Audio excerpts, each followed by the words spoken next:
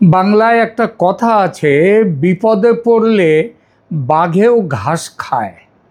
কিন্তু আমাদের রাজ্যে বাঘ নয়, ঘাসফুল যখন বিপদে পড়েছে তখন তারা রবীন্দ্র জয়ন্তীর অছিলায় বাম আর অতি বামদের জন্যে লাঞ্চ বক্স সাজিয়ে বসে আছে। গতকাল রবীন্দ্র জয়ন্তীর ঘরোয়া অনুষ্ঠানে তার কালীঘাটের বাড়িতে মুখ্যমন্ত্রী যা করলেন তাকে এক কথায় বলা যায়, বাঘিনী এখন রক্ত ছেড়ে ঘাস খেতে প্রস্তুত।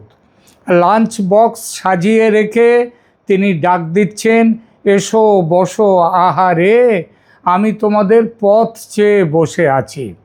বিকেল 4টে থেকে 6টা আমার ফোন এখন থেকে খোলা থাকবে তোমাদের জন্যে, জানিয়ে দাও কখন আসছো।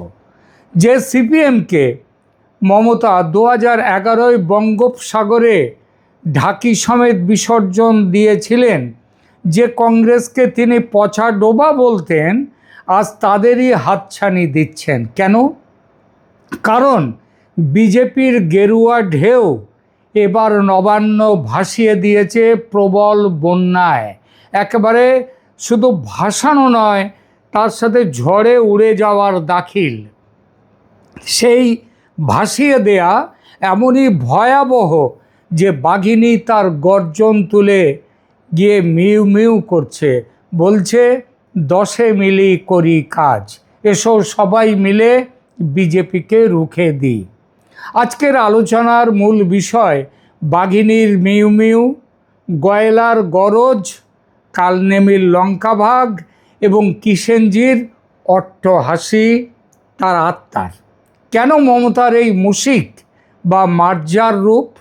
কেন জোট বাঁধার কাতর আহ্বান? এবং সেই আহ্বান কতটা সফল হবে বা আদৌ সফল হবে কি না এই সম্ভাবনা, এটা আমরা দেখব। এটা স্পষ্ট, এই জোটে প্রকাশ্যে কেউ সাড়া দেবে না, অথচ পর্দার আড়ালে চলবে গোপন প্রীতি। কেন? চলুন বিষয়টার গভীরে ঢোকা যাক।